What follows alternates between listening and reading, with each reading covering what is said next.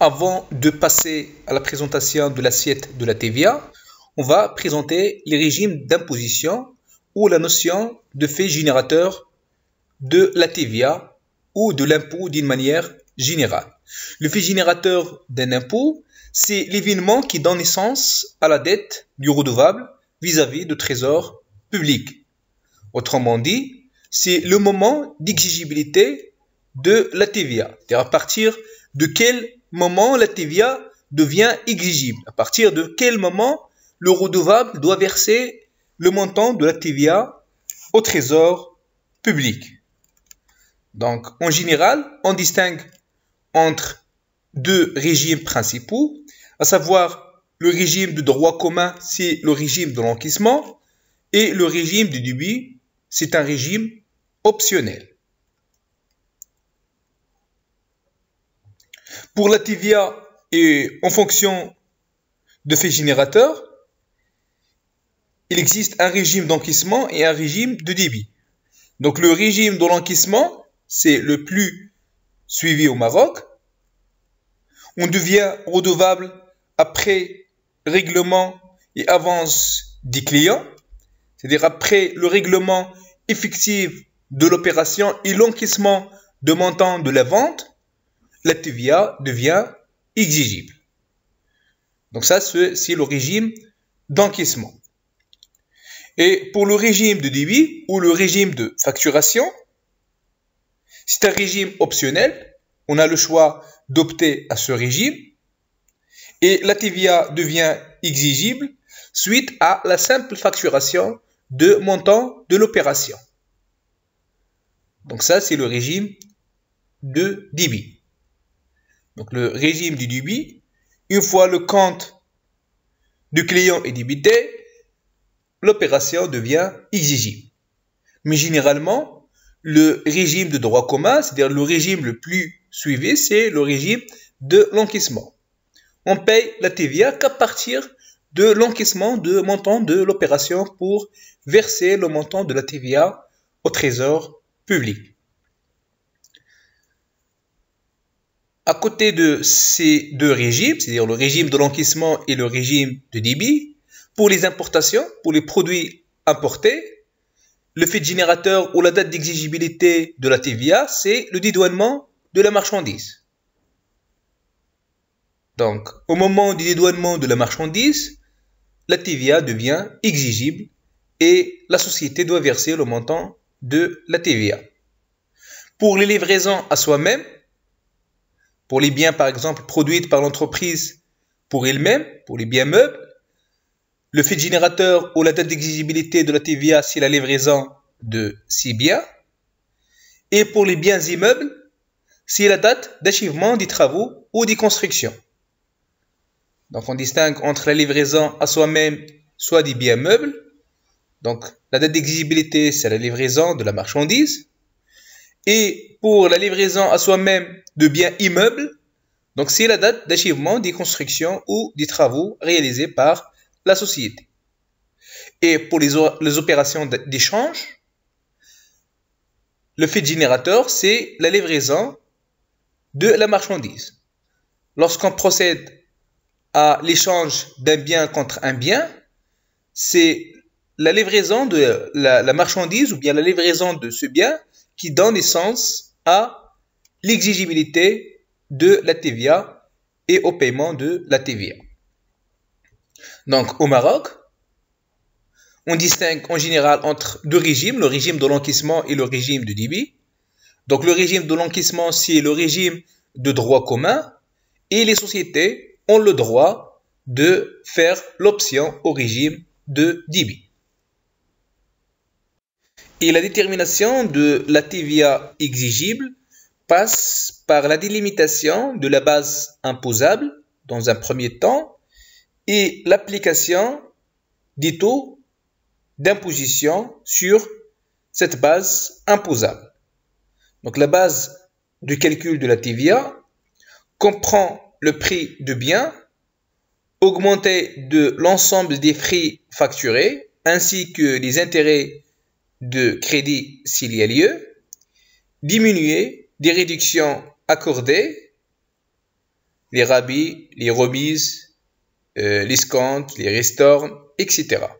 Ainsi que les frais supportés directement par le client.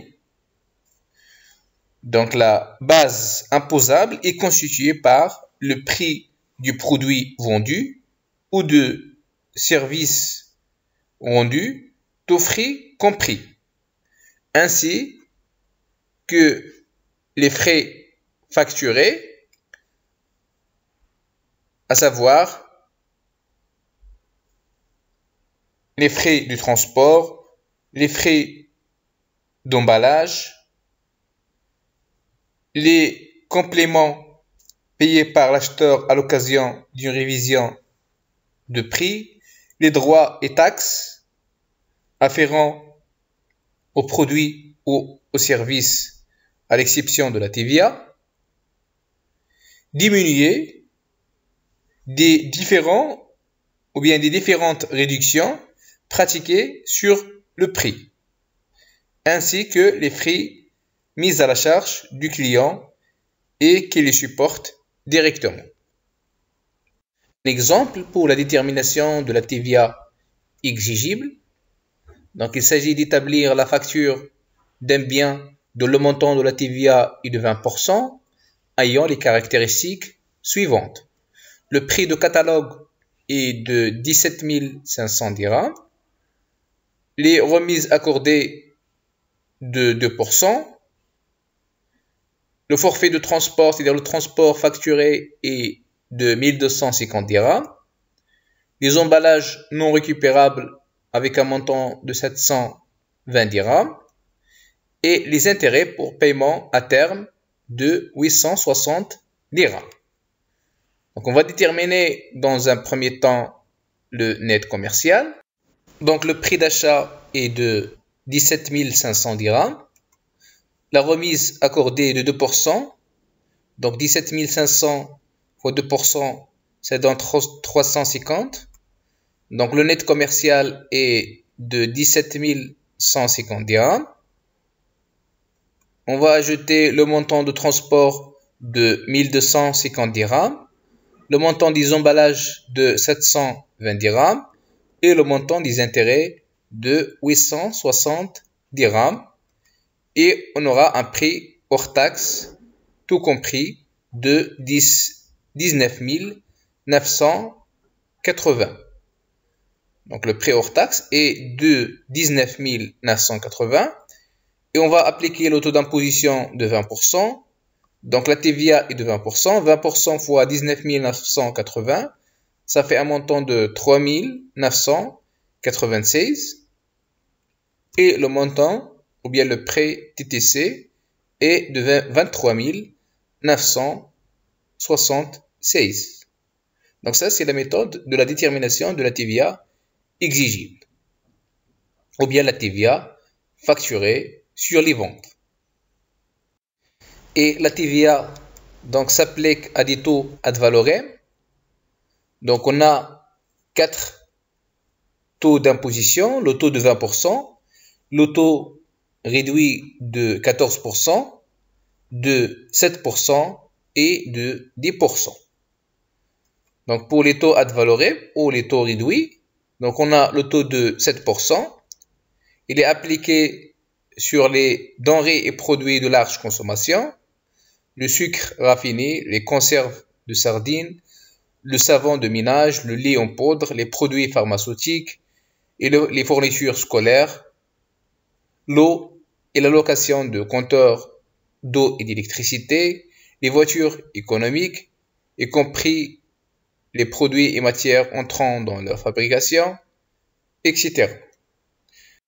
Et on a le taux réduit de 10% appliqué sur les opérations d'hébergement, de consommation sur place dans les hôtels, les professions libérales liées à la justice, donc les professions libérales concernant les avocats, les notaires, etc. Donc les docteurs vétérinaires, les opérations de banque et de crédit, les commissions de change, etc. Et on a les opérations imposables avec un taux de 14%. Il s'agit des opérations de transport de voyageurs et de marchandises à l'exclusion des opérations de transport ferroviaire. Pour le transport ferroviaire, le taux applicable est de 20%. Le taux de 14% est appliqué sur l'énergie électrique, l'électricité. Donc pour ces opérations, on applique le taux de 14%. Et pour plus de détails, vous pouvez consulter l'article 99 du Code général des impôts. Pour le taux normal, donc le taux normal appliqué c'est 20% pour les autres opérations taxables. Donc on a le taux normal de 20% et on a les taux réduits de 7%, 10% et de 14%.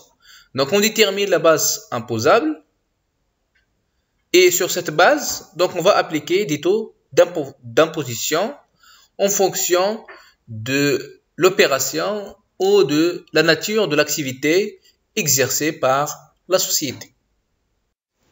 Et on va passer à la liquidation et au paiement de la TVA. Comme nous avons déjà précisé dans le principe à paiement fractionné que la société ou le redevable légal ne verse au trésor que la différence entre la TVA facturée, c'est-à-dire la TVA sur les ventes, moins la TVA sur les achats. Donc la différence entre la TVA collectée, il s'agit de la TVA facturée, la TVA sur les ventes, moins la TVA sur les achats ou la TVA récupérable. Donc avant de procéder au paiement de la TVA, l'entreprise doit donc déduire de la TVA qu'elle collecte auprès de ses clients, celle qui est grevée, ses achats. Donc le droit à déduction prend naissance à l'expiration de mois de l'établissement des quittances de douane ou de paiement partiel ou intégral des factures ou mémoires établies au nom de bénéficiaires. Donc, avant de procéder à la liquidation, à la détermination de la TVA due, on va analyser la TVA récupérable, c'est-à-dire les conditions de la déductibilité de la TVA. Parce qu'on a des charges dont la TVA est non récupérable et on a des charges dont la TVA est récupérable. Donc, alors, quelles sont ces charges dont la TVA est récupérable et quelles sont les charges dont la TVA est non récupérable? Alors, ils sont exclus du droit à déduction les biens et les produits et services non nécessaires à l'exploitation. Lorsqu'on achète des biens, des marchandises qui n'ont pas de relation avec l'exploitation de l'entreprise, ces charges ou bien la TVA de ces charges est considérée comme une TVA non récupérable. Les biens et les services utilisés pour la réalisation d'opérations exonérées sans droit à déduction ou situés hors champ d'application de la TVA. Lorsqu'on achète des biens et des services destinés à des opérations hors champ d'application, la TVA est non déductible. Lorsqu'on achète aussi des biens et des services destinés à des opérations exonérées sans droit à déduction, la TVA est non déductible. Les services afférents à des biens exclus de droit à déduction, les produits pétroliers utilisés comme carburant, sauf le gasoil utilisé pour les entreprises de transport ou pour les entreprises pour le transport de leurs marchandises ou bien pour le transport collectif de personnel de la société. Lorsqu'on achète de gasoil, par exemple concernant les voitures de tourisme, la TVA sur le gasoil acheté est considérée comme une TVA non récupérable. Sont exclus aussi de droit à déduction la TVA concernant les véhicules de transport privé de personnes, donc les voitures de tourisme, à l'exclusion de ceux acquis par les entreprises de location de voitures dont la TVA est récupérable. Donc pour les voitures de tourisme, la TVA est non récupérable à l'exclusion des entreprises de location de voitures qui ont le droit de déduire la TVA concernant les voitures de tourisme achetées. Achats et prestations revêtant un caractère de libéralité. Donc il s'agit ici par exemple des cadeaux publicitaires. Donc il s'agit donc d'une opération à caractère de libéralité et dont la TVA est non récupérable. Les frais de mission et de réception et de représentation. Donc pour ces charges ou bien pour ces dépenses, de mission de réception et de représentation de déplacement, la TVA il est non récupérable. Les achats de biens et de services non justifiés par des factures conformes, donc il faut justifier donc l'achat pour que la TVA soit récupérable. Donc il faut justifier donc l'achat par des factures conformes ou bien par d'autres pièces probantes.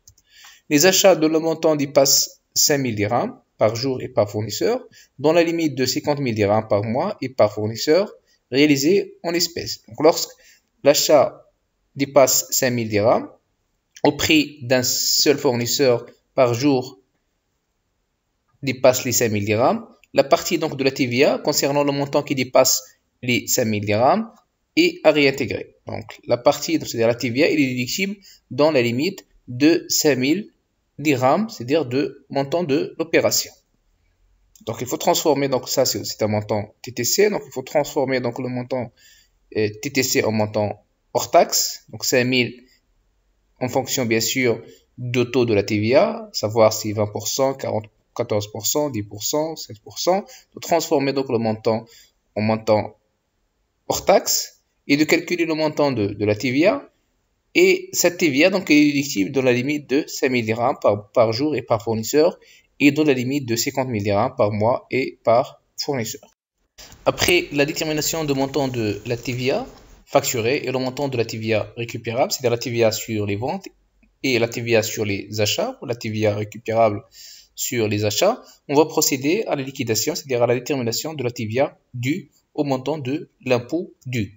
Donc la TVA due, donc en faisant bien sûr la distinction entre la déclaration mensuelle et la déclaration trimestrielle.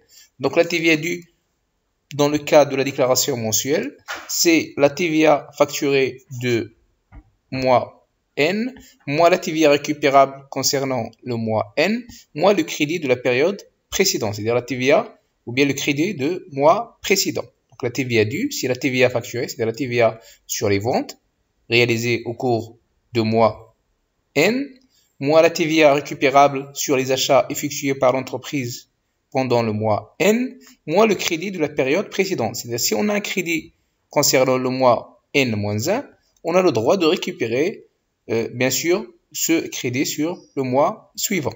Donc la TVA due de mois N est égale à la TVA facturée de mois N, moins la TVA récupérable concernant le mois N, moins le report de crédit concernant la période précédente. Ça pour la déclaration mensuelle. Pour la déclaration trimestrielle, donc la TVA due concernant par exemple un trimestre, c'est la TVA facturée concernant les ventes de ce trimestre, moins la TVA récupérable donc concernant le même trimestre, moins le crédit de la période précédente, c'est-à-dire de trimestre précédent. Donc la TVA due par exemple de deuxième trimestre concernant le mois 4, 5 et 6. Donc il s'agit donc de la TVA facturée concernant les ventes du mois 4, 5 et 6, moins la TVA récupérable des mois 4, 5 et 6, c'est-à-dire la TVA concernant les achats des mois 4, 5 et 6, moins le crédit de la période précédente. Si on a un crédit de la période précédente, on a le droit de reporter ce crédit sur le trimestre suivant. Un crédit, c'est-à-dire on dégage un crédit lorsque la TVA récupérable est supérieure à la TVA facturée, c'est-à-dire la TVA sur les achats est supérieure à la TVA facturée. Dans ce cas, on dégage un crédit de la TVA à reporter sur la période précédente, ou bien sur la période, suivante. Et pour les déclarations de la TVA, toutes les entreprises peuvent opter pour la déclaration mensuelle de la TVA, c'est-à-dire de faire une déclaration mensuelle chaque mois. Cependant, s'ils réalisent un chiffre d'affaires supérieur à 1 million de dirhams, sont obligés de faire une déclaration mensuelle de leur TVA. Donc les sociétés dont le chiffre d'affaires est inférieur ou égal à 1 million de dirhams, ils ont le choix de faire une déclaration trimestrielle ou une déclaration mensuelle. Mais à partir du moment où le chiffre d'affaires dépasse les 1 million de dirhams, c'est-à-dire le chiffre d'affaires annuel en montant hors taxe, dépasse 1 million de dirhams, les sociétés sont obligées de faire une déclaration mensuelle. Le dépôt et le paiement de la TVA d'une période doivent être effectués avant l'expiration du mois suivant cette déclaration. Par exemple, pour la déclaration mensuelle concernant le mois de janvier, doit être déposée auprès de l'administration fiscale avant la fin du mois de février et le paiement aussi à faire avant la fin du mois de février. Pour la déclaration, par exemple, trimestrielle concernant le premier trimestre, concernant le mois 1, 2 et 3, la société doit déposer une déclaration de la TVA avant la fin du mois 4 et de procéder aussi au paiement de la TVA avant la fin du mois 4. Et dans ce cadre, la date de la déclaration coïncide avec la date de paiement.